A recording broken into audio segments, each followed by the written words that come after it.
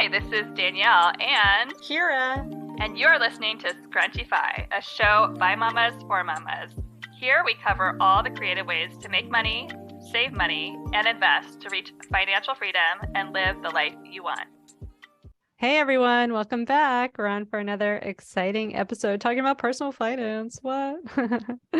Kyra and Danielle. Yes, just do it. Oh, we can't say that. Cut that out. Oh, God. I'll leave it in. Hey, we want to talk about credit card hacking, travel hacking. We're going to mush it all together in this one big chunkable information. We have both been doing some form of travel hacking, credit card hacking for, I don't know, probably a decade now. I mean, I start counting like, okay, it was like before my kids +3 or something. Now I could use their age as a gauge. I didn't know about it. I guess a lot of people were doing it like, I don't know, 05, 02. I didn't learn about it until the year before I got married, which is a really great time to learn about travel hacking, credit card hacking, when you have a lot of expenses that you are paying for. So I learned about it reading a book, and someone was like, yeah, you can use credit card sign up bonuses, get these like freebies, like airline miles and free hotel room stays, and use that for traveling around the world. And I was like, what? Like, let me read that again, you know? So that was the first time I heard about it. I don't know. How did you get exposed to this information?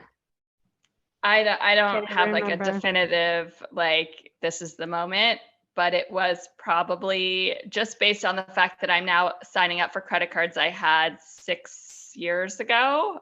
I've been doing this for probably around 8 or 9 years at this point, where I'm actually, for certain credit cards, some of them you get the bonus and that it's once per lifetime per person, right? And some credit cards, after 6 years, you can actually sign up again and get the bonus again. So I have reached that point where I'm actually signing up for credit cards I've already had in the past and getting the bonuses again. Wow, awesome. It's been that long. So I don't know at the moment.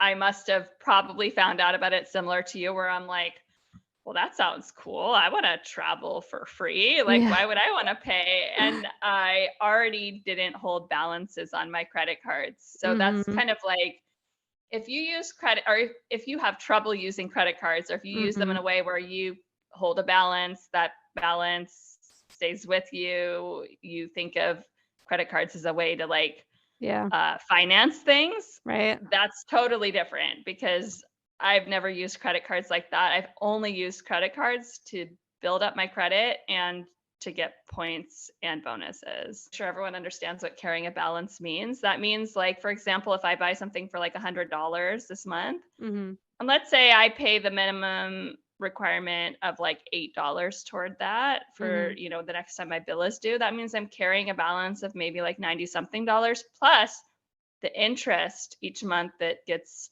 added onto that from the credit card company for the privilege of them lending you money. And what we do is that we pay our cards off every month 100%. We leave nothing there. So that's what we mean about carrying a balance and having this be only for people who are capable of doing that. Otherwise, if you're carrying a balance, even if you get the bonus, a lot of your money is going to get eaten up by those the interest that the credit card company is charging you. No bonus then. It's not a bonus. You've been taken advantage of. So yeah. And there's psychology about, you know, I don't use cash very often, but there have been studies that show that if you use cash and buy things, you actually spend less money. So there is some psychology about buying things with a credit card. I don't know if they studied you and I or other people who think like us, if truly we spend more with a credit card, because I do still feel like that is my money, because I know I'm going to be paying it off every month. But that's also something to think about and pay attention to. So this is something really to go into consciously, so that you don't get caught up in the trap of maybe spending more money because it doesn't feel like your money, or carrying a balance and then paying interest on that balance. Yeah, I want to say like we've probably done everything with credit cards that there is to do, except for carry a balance.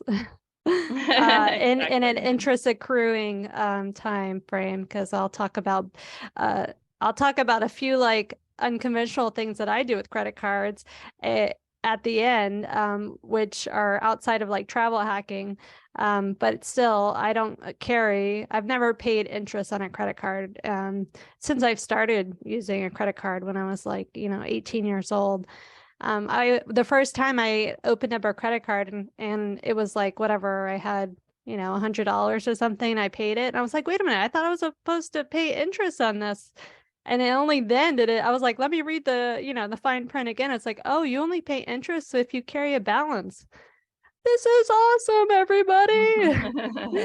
But the flip side, everyone, I mean, a lot of people use credit cards and then carry a balance. So what we're talking about today may not be for everybody, but if you're looking for how to strategize and use credit cards to your advantage as an American, because outside the US, there's really not as many credit card hacking opportunities as I found out when I was traveling. I was like, yeah, everyone's doing it. They're like, no, we can't do that here in our country.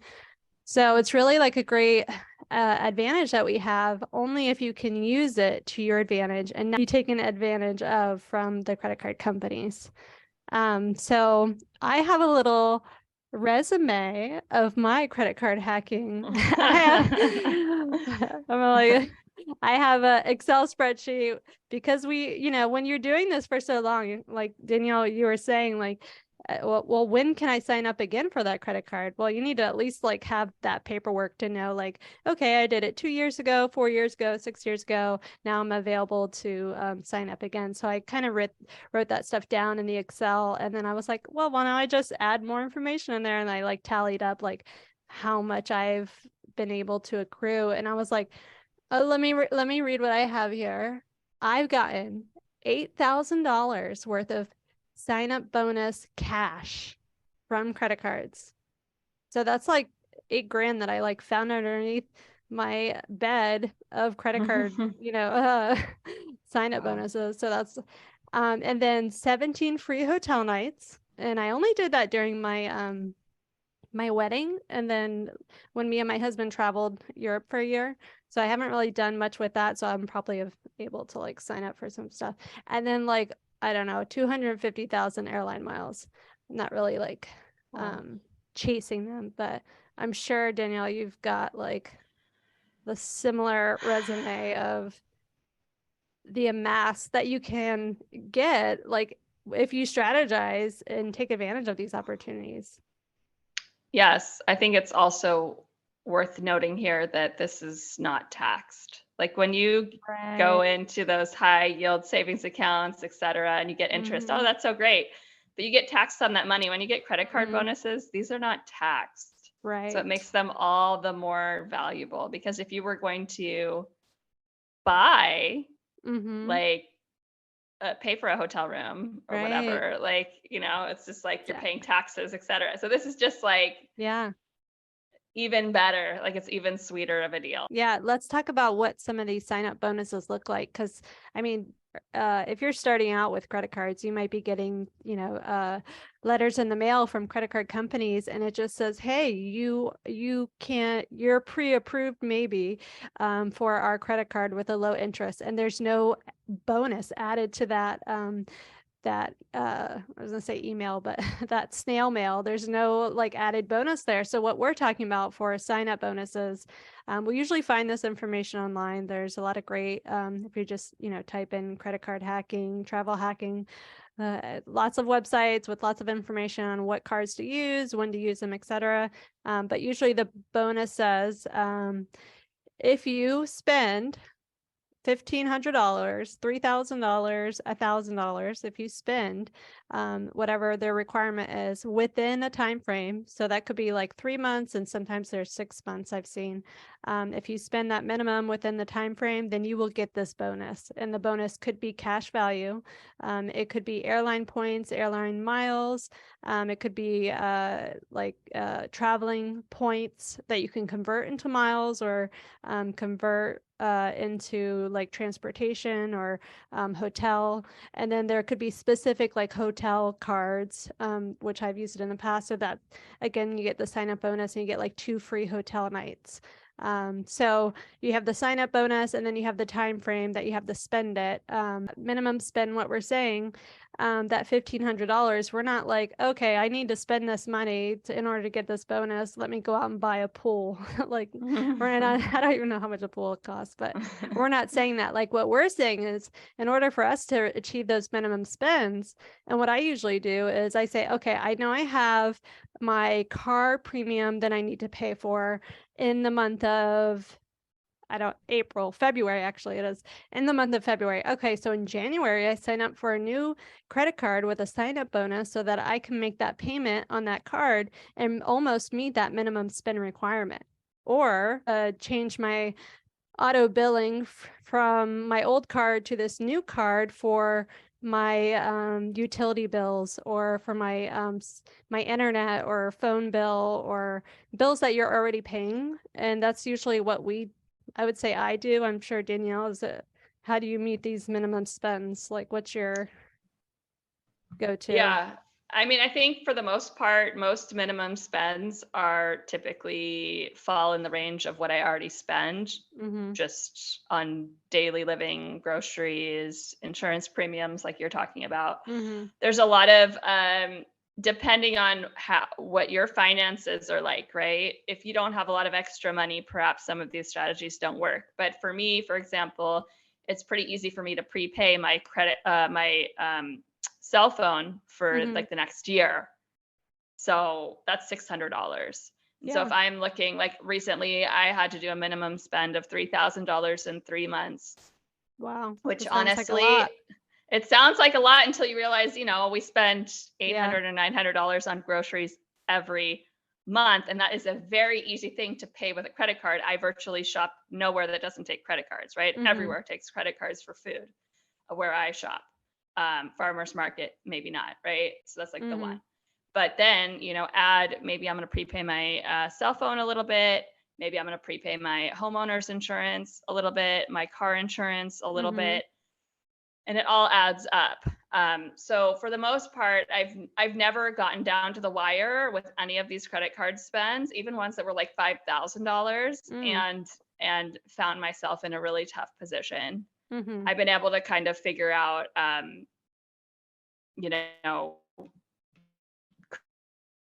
creative ways. But again, that depends on your financial situation. But what's really important is if you see a credit card sign up spend requirement to get that bonus, look at how much you spend, right? Already, if you've been listening to us, hopefully you are tracking your expenses, right? And you know where your money is going, right? And so $3,000 in 3 months. I mean, unless you're living in a very low cost of living area with a low wage and you're not able to spend that, and you don't,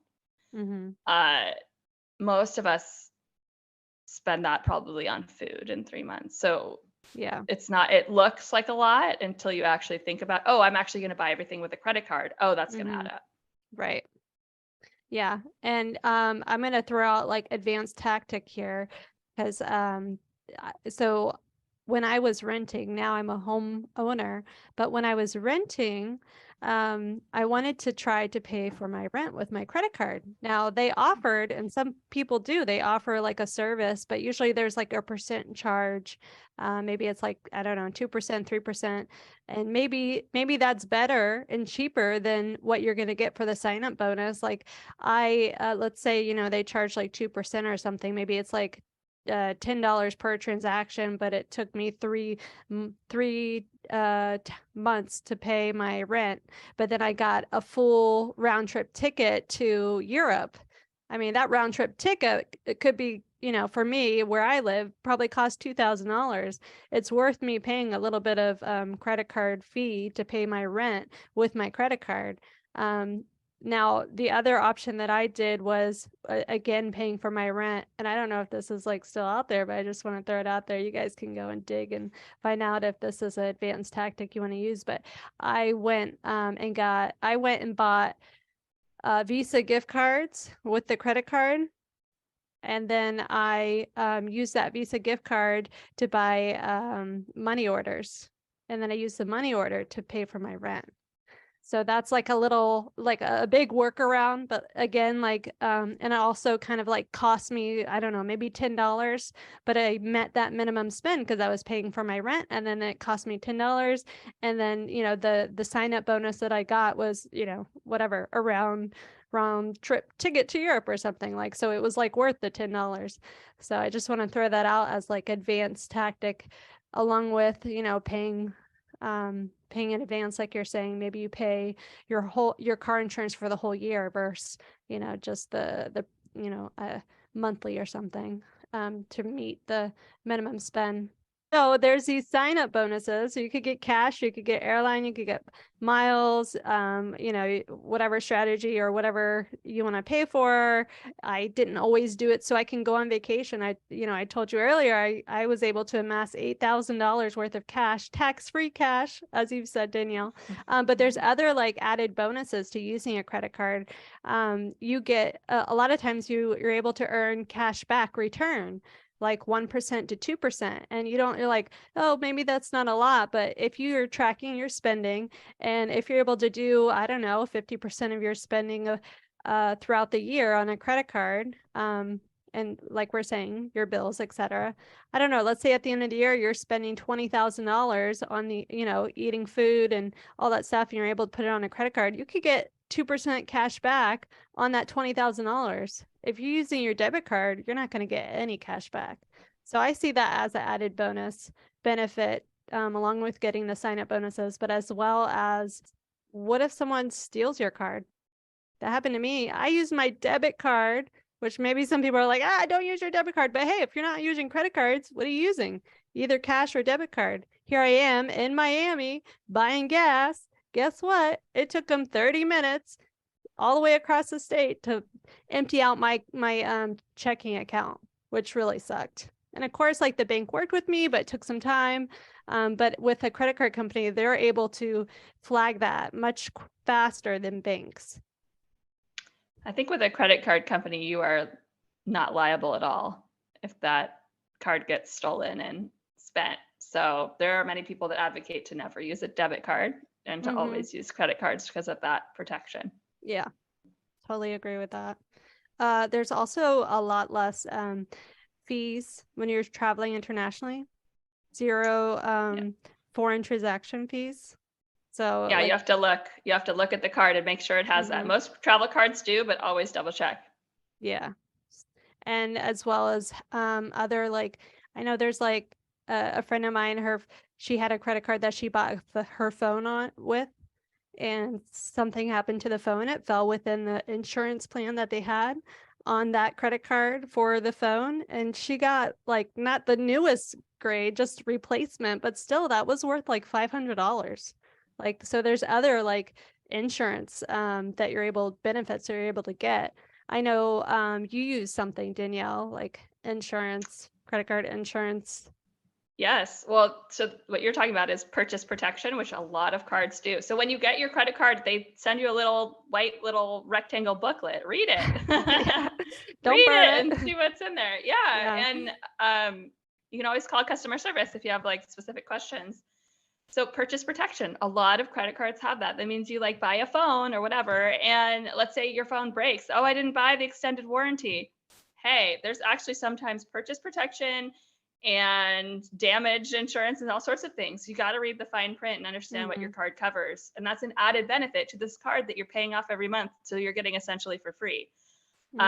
Another thing is trip cancellation insurance. And it also covers things like your baggage getting lost. There's also US laws covering your baggage, et cetera. But it's like this added protection. They can go above and beyond what laws and airline policies, et cetera, have. So it's totally, I mean, if you're not, let's say you have a card with no annual fee also. Some of these cards come with annual fee. Again, do the math, make sure the annual fee matches up to how much benefit it's going to be, and make sure that it makes sense in your situation. Yeah. There are so many cards that waive the annual fee for the first year. Yeah. And that means you're getting all these benefits. You're getting the bonus, you're getting the cash back, you're getting the trip cancellation insurance, you're getting the purchase protection. Mm-hmm. Some of them have concierge, like travel agents that will Yeah. like book you things. Right. You're getting so much for free, and you're actually getting like paid to have the card to do Right. the spending that you would normally do Mm-hmm. anyway. Like, to me, it's a no-brainer, but I know like a lot of people are thinking how bad credit cards are. It's not the credit card company, it's user error. It's the user. I mean, it's your, what you're doing with the credit card, your spending habits. I've used that, one of those added bonus benefits, car insurance. I waived it when I was in Europe traveling in Germany on a car rental, and I have really bad luck. I probably shouldn't have waived it, but I knew I had this extra bonus, added benefit on the credit card. And a rock hit the windshield. I'm telling you, I've had like 3 or 4 rocks hit all the windshields that I've ever, every car I get in. So don't let me get in your car. So it was $750 because of the, back in the day, the euro to the USD and everything. Oh my God, $750. And here I am, like, I'm emailing with my mom and trying, like, she's helping me because I'm still traveling in Europe. And like within a couple of clicks, I send the claim to my credit card company, and the money was refunded. And it blew my mind. I was like, oh my gosh, that worked. That really worked. Like that tiny little fine print that they said they were gonna like benefit, like that's awesome. $750 I could have, would have been out the window. I've used several of those like 0% APR credit cards. So sometimes that'll float around, and nowadays, I mean, I feel like maybe back in the day those weren't as lucrative and throwing around, but with the interest rates here and there, like, so of course it's incentivizing you to like borrow as much money as you can at 0% APR, but as a responsible credit card user, I've used those 0% APR cards. So it's either like 12 months to 15 months, they charge you 0 interest. I've used those so that I can make my own like payment plan. I bought 2 new roofs on top of my head for my house and my rental on the credit card. I called lots of different roofers and I said, can I use a credit card? And they said, okay, well, we're going to try. Actually, the first person waived the credit card fee. The second person, well, actually, they were the same people, but the second time around, they're like, okay, I know your game. We're not doing that. But it was still cheaper to use the credit card, and get the 0% APR and float that payment over 12 months, especially when I had the rentals. Like I was like, okay, I can cash flow, pay this off after 12 months. I've also done it with a AC repair, other things that were like emergency, I was like, oh, emergency, not like same day emergency, but like, okay, I know I'm going to have to replace all 4 tires next month. Like I'm on the last tread, and then go and open up a 0% APR card. So I kind of use it like an emergency fund, like a short-term emergency fund. And I put it on the credit card. I get my cash back. I get my 0% APR. I get my cash bonus as well. This is like triple. And then I also keep my emergency fund cash in my high yield savings account, earning cash. And then I find new ways to like, okay, well, I need to come up with a way to pay for these tires. So I go and hustle, an extra $500 and then, make my payment plan. Well, Kyra, what about all the people that are going to say this is going to hurt their credit score if they're opening all these credit cards and getting the bonuses and then closing them before the annual fee? Let's do a credit score dance. And based on our dance, you guys tell us what you think our credit score is. 3, 2, 1.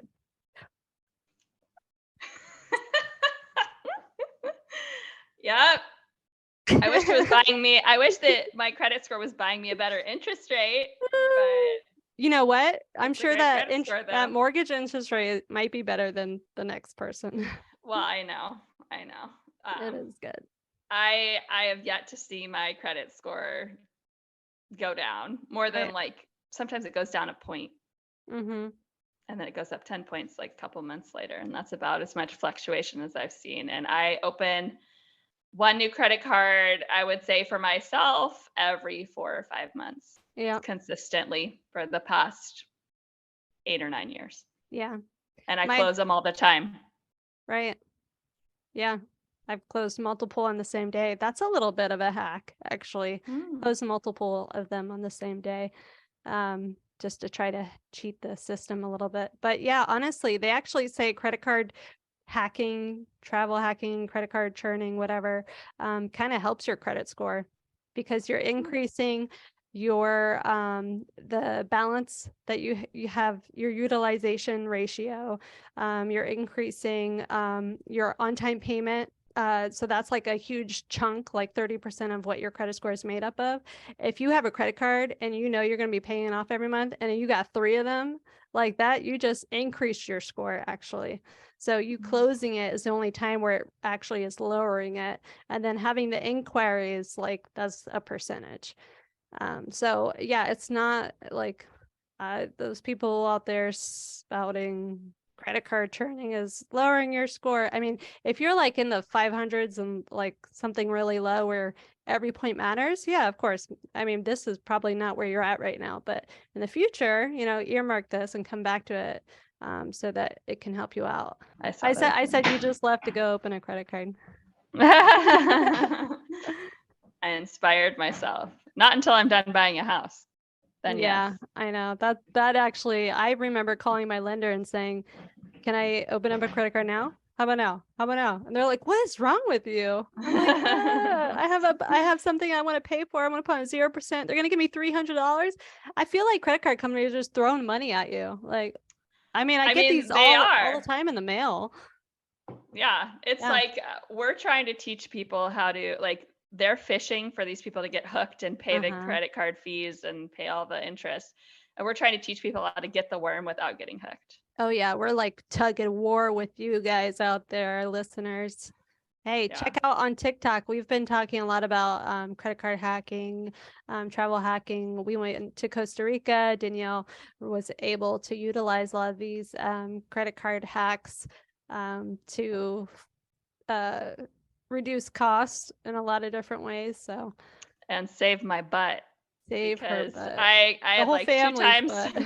2 times where I had to use a hotel stay like in 10 minutes on the phone with my battery at like 10% in the middle of the night, or like in the middle of the day, sitting in the airport and getting like a hotel room like immediately through just going on my phone and using those points. It was painless because I'm like, well, I didn't really lose money. Mm-hmm. And we got to stay. So we had 2 hotel stays on points. All of our airfare was on airline miles, and our transfer from San Jose to Quepos for like a 3 hour, 4 hour drive was all using points. Yes, that's awesome. You know what? We are Yeah. both in kind of disaster zones. So I have hurricanes, you have fire. So I just want to throw it out there. Like, I mean, I think like, I don't know, huge percentage of the US has got some kind of disaster, tornadoes, hurricanes. I Yeah. don't know why, but sign up for some hotel stays and keep them. Like a lot of them are, never expire, some of these points or hotel nights.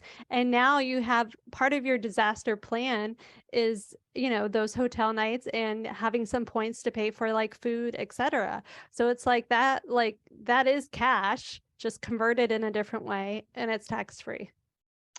Yes. And if you're listening to all of this as a mama or papa or whoever, right? And you have a bunch of stuff going on, I can't pay attention to when this card is 12 months old and I should downgrade it or cancel it and avoid the fee. I can't pay attention to paying it off every month. I can't do all of these things. If I could go back in time, I would do what Kyra is doing with the spreadsheet. Just make a spreadsheet, a very simple one. Like, this is the credit card. This is when I need to call it 12 months and either downgrade it or cancel it. This is how much I need to spend in this amount of time, and like have some conception of how you're going to do that.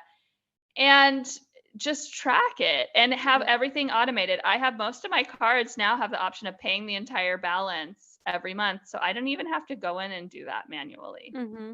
So there are a lot of things you can automate and have reminders set for yourself. And in the end, you're going to be potentially making thousands of tax-free money for traveling or all sorts of things. There's all sorts of stuff on there beyond traveling.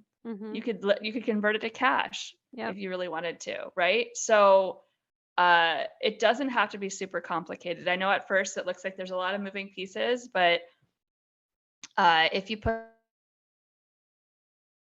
that all together and just create a system that works for you and automate as much of it as you can, you're gonna save a lot of money and make a lot of money. If you have enjoyed the show, please share with another Scrunchy Mama and hit that subscribe button so you never miss an episode. For show notes, resources, and links to our other video shorts, check out our website, scrunchify.com.